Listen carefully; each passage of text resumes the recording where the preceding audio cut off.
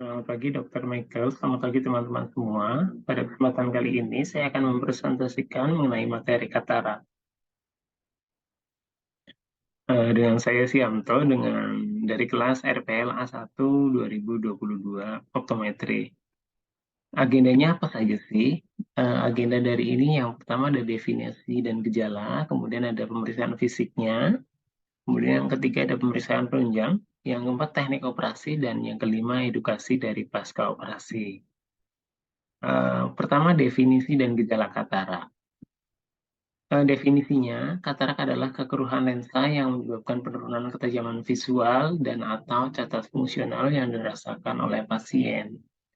Katarak juga dapat memiliki derajat kepadatan atau density yang sangat bervariasi dan dapat disebabkan oleh berbagai hal, namun umumnya disebabkan oleh proses degeneratif. Selain akibat proses degenerasi, katarak juga dapat diakibatkan oleh penyakit sistemik seperti diabetes mellitus, pemakaian obat-obatan, terutama yang mengandung steroid, biasanya terjadi pada katarak komplikata, kemudian trauma okular, itu juga terjadi pada katarak traumatika, serta proses inflamasi intraokular itu terjadi juga pada di katarak komplikata, dan paparan sinar matahari atau sinar UV. Biasanya katarak ini menyerang pada manusia di usia pralansia atau di usia lansia. Biasanya akan dimulai dari di atas 50 tahun.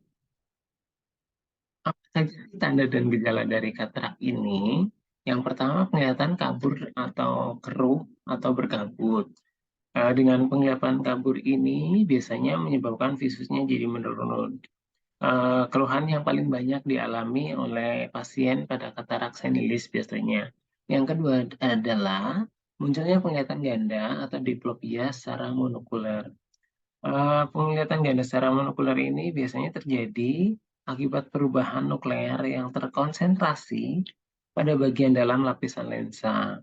Ini menghasilkan area refraktif yang pada bagian tengah lensa yang sering memberikan gambaran terbaik pada refleks merah dari retinoskopi itu biasanya menimbulkan diplopia monokuler.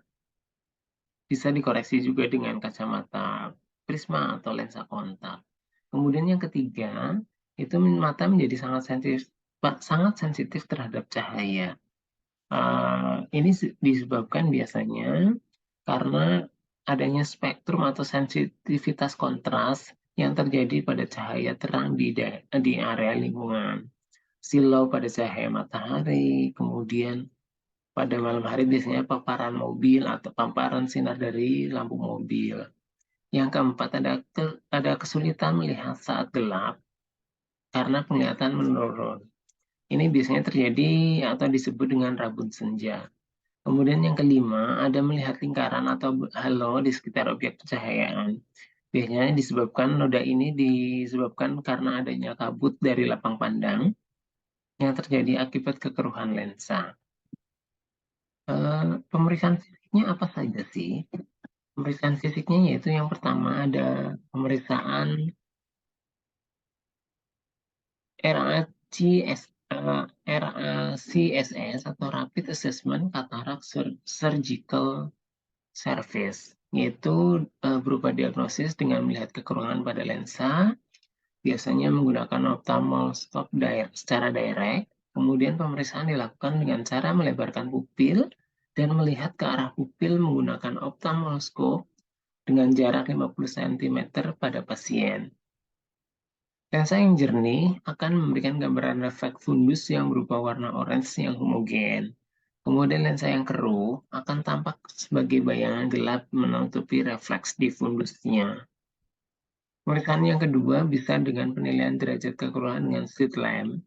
Biasanya ini kalau setelah dilakukan pemeriksaan tadi yang pertama, ada indikasi ke arah katarak, biasanya langsung di pemeriksaan dengan menggunakan slit lamp dengan berupa kriteria Burtaro, Lens Opacity Classification System LOCS Part 3. Ini digunakan untuk menentukan derajat dari kataraknya sendiri terdiri dari 5 derajat, Yaitu yang pertama derajat 1, kondisi nukleusnya lunak. Biasanya di kondisi ini visusnya masih lebih baik dari 6/18. Ada tampak sedikit keruh dengan warna yang agak keputihan, kemudian refleks fundus juga masih mudah diperoleh dengan usia penderita yang biasanya kurang dari 50 tahun. Kemudian yang kedua, ada derajat kedua, yaitu kondisi nukleus dengan kekerasan ringan. Biasanya akan tampak nukleusnya mulai sedikit berwarna kekuningan, kemudian visusnya biasanya berubah antara 6/18 atau 6/30. Refleks fundus juga masih mulai diperoleh dengan masih mudah diperoleh, dan katarak jenis ini paling sering memberikan gambaran seperti katarak subkapsularis posterior. Kemudian ada derajat ketiga dengan kondisi nukleus dan dengan kekerasannya medium. Di derajat ketiga ini, nukleus tampak berwarna kuning, kemudian disertai dengan keruhan korteks yang berwarna keabu-abuan. Visusnya biasanya sudah mulai menurun di antara 3/60 sampai 6/30. Kemudian ada di derajat keempat, yaitu dengan kondisi nukleus yang keras, di mana nukleus sudah mulai berwarna kuning kecoklatan, dan visusnya biasanya sudah mulai antara 3/60 sampai 1/60. Di mana refleks fundus maupun keadaan fundus sudah mulai bisa dinilai. Kemudian yang terakhir ada derajat kelima, yaitu kondisi nukleus yang sudah sangat keras. Ini biasanya nukleus sudah berwarna kecoklatan, bahkan ada juga sampai yang berwarna agak kehitaman. Visus hanya bisa 1/60 atau lebih jelek biasanya pada di usia di atas 65 tahun. Katarak ini biasanya sangat keras dan juga suka disebut dengan black cataract. Kemudian ada tahapan pemeriksaan kataraknya sendiri. Yang pertama anamnesa atau anamnesis. Yang kedua, pemeriksaan visus dengan Snellen dengan koreksi terbaik, atau seandainya tidak dapat koreksi terbaiknya bisa dideteksi dengan menggunakan pemeriksaan pinhole. Kemudian yang ketiga, pemeriksaan posisi dan gerak bola mata. Kemudian yang keempat, ada pemeriksaan segmen anterior. Kemudian yang kelima, ada pemeriksaan tekanan intraokular. Kemudian yang keenam, melakukan dilatasi pupil dengan tetes mata tropisamid D senilai 0,5%. Kemudian kita melakukan evaluasi derajat kekeruhan katarak dengan tadi yang disebut metodenya tadi disebutkan di awal. Kemudian ada funduskopi dan terakhir ada pemeriksaan penunjang, di mana pemeriksaan ini dapat dilakukan di kalau mungkin sudah mulai berat, bisa ke rumah sakit rujukan atau fasilitas sekunder atau tersier. Kemudian dari pemeriksaan penunjang. Pemeriksaan penunjang biasanya terdiri dari pemeriksaan darah rutin, berupa hemoglobin, leukosit, trombosit, dan gula darah sewaktu tertentu. Tujuan pemeriksaan ini biasanya kalau pasien hendak dioperasi katarak, harus konsultasi ke bidang spesialisasi lain untuk jika diperlukan takutnya ada masalah sistemik yang berisiko saat melakukan operasi, seperti pasien menderita hipertensi atau gangguan paru atau memiliki gangguan diabetes. Kemudian yang kedua, pemeriksaan USG secara okuler itu dilakukan untuk mencurigai adanya patologi pada retina atau di vitreusnya terkait temuan anamnesa dan kondisi sistemik pasien, namun tidak dapat dilakukan pemeriksaan di funduskopi, biasanya karena ada kekurangan di media refleksinya. Jika terdapat ada katarak yang total, ini biasanya sebaiknya dilakukan USG untuk memperkuat dugaan terjadinya katarak. Kemudian yang ketiga, ada pemeriksaan di makulanya atau disebut optical coherence tomography atau OCT. Ini dilakukan jika derajat kekeruhan kataraknya didapatkan ringan, namun terjadi penurunan tajam penglihatan yang lebih buruk dari yang seharusnya. Ini harus dievaluasi dari sisi patologi dan makulanya.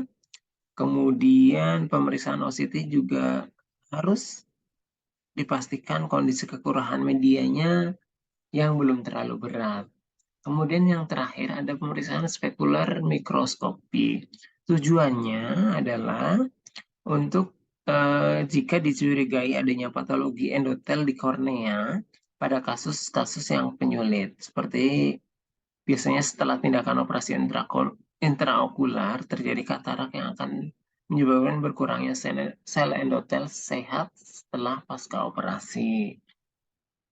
Kemudian teknik operasi kataraknya, di teknik operasi katarak ini ada 4 teknik. Yang pertama, intracapsular cataract extraction. Kemudian yang kedua, extracapsular cataract extraction.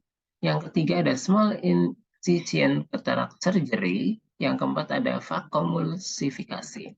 Kita bahas mulai dari satu persatu. Di intracapsular cataract extraction ini, pembedahannya dilakukan dengan mengeluarkan seluruh lensa bersama kapsul.